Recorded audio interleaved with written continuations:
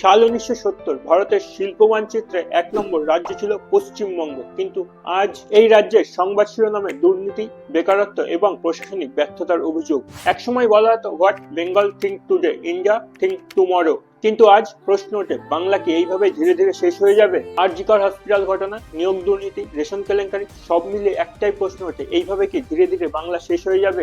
নমস্কার, আমি শুভজিৎ। আজকের এই ভিডিওতে এই বিষয়গুলো নিয়ে কথা বলবো। আর ভিডিওটি শুরু করার আগে আপনাদের কাছে একটি অনুরোধ, চ্যানেলটাকে সাবস্ক্রাইব করে নিয়ে ভিডিওতে একটা লাইক করে দেবেন। ভিডিওটি শুরু করার আগে আরো একটি কথা বলে নিতে চাই, ভিডিওটি কোনো রাজনৈতিক প্রচারের জন্য বানাচ্ছি না বা রাজনৈতিক কোনো উদ্দেশ্য নেই ভিডিওটিতে শুধুমাত্র পশ্চিমবঙ্গের বর্তমান অবস্থা নিয়ে কথা বলতে চলেছি। তো চলুন ভিডিওটা শুরু করা যাক।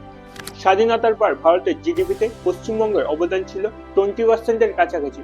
কলকাতা ছিল পশ্চিমবঙ্গের ব্যবসায়িক রাজধানী। বড় বড় শিল্পপতি যেমন জে.আর.ডি. টাটা, ঘনশ্যাম বিড়লা তাদের ব্যবসার কেন্দ্র গড়ে তুলেছিল এই শহরকে ঘিরেই। পাট শিল্প, ইঞ্জিনিয়ারিং, চা উৎপাদন, রেল ব্যবস্থা সবকিছুতেই বাংলা এগিয়ে ছিল। কিন্তু 70-এর দশকের পর থেকে শ্রম আন্দোলন, রাজনৈতিক অস্থিরতা এবং শিল্পপতিদের অন্য রাজ্যে চলে যাওয়াতে ধীরে ধীরে শিল্পভিত্তি ভেঙে যায়। আর আজকের বাংলায় একের পর এক অভিযোগ সামনে আসছে।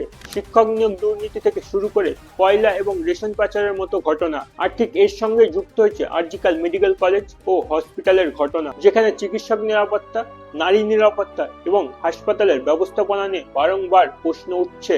এই ঘটনাগুলো শুধু প্রশাসনের ব্যবস্থাকে নয়, সমাজ ব্যবস্থাকেও নড়বড়ে করে দিচ্ছে। মুখ্যমন্ত্রী মমতা বন্দ্যোপাধ্যায় এবং তার দল তৃণমূল কংগ্রেস ধর্ষণ হলে বলছে কেন মেয়েটি রাত 8টার পর বাইরে বেরিয়েছিল।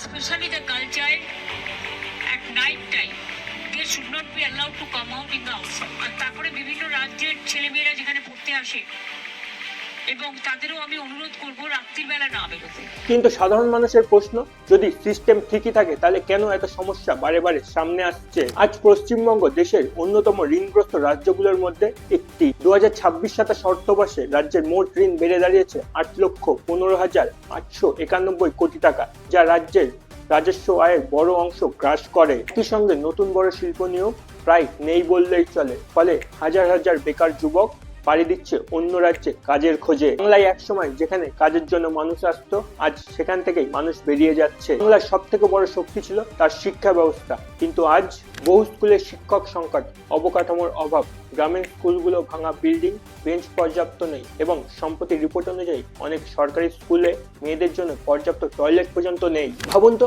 যেখানে মৌলিক পরিকাঠামোই নেই সেখানে ভবিষ্যৎ প্রজন্ম কিভাবে এগোবে? শিক্ষক নিয়োগ দুর্নীতি এই সংকটকে আরো গভীর করে তুলেছে। বাংলাকে আবার আগের জায়গায় ফিরিয়ে আনতে হলে দরকার দুর্নীতিমুক্ত প্রশাসন, শিল্প বান্ধব নীতি এবং শক্তিশালী শিক্ষা ব্যবস্থা এবং সবচেয়ে বড় রাজনৈতিক স্বচ্ছতা। পশ্চিমবঙ্গ শুধু একটি রাজ্য নয়, এটি ভারতের পরিচয় এবং ইতিহাস। এই মাটিতেই রবীন্দ্রনাথ, স্বামী বিবেকানন্দ এবং নেতাজি সুভাষচন্দ্র বোস জন্মেছিলেন। এই মাটি কখনো হার মানেনি। প্রশ্ন একটাই, আমরা কি আবার সেই আগের সোনার বাংলাকে ফিরিয়ে আনতে পারবো? এ বিষয়ে আপনাদের কি মতামত কমেন্টে জানাবেন এবং লাইক, শেয়ার, সাবস্ক্রাইব করতে ভুলবেন না। ধন্যবাদ।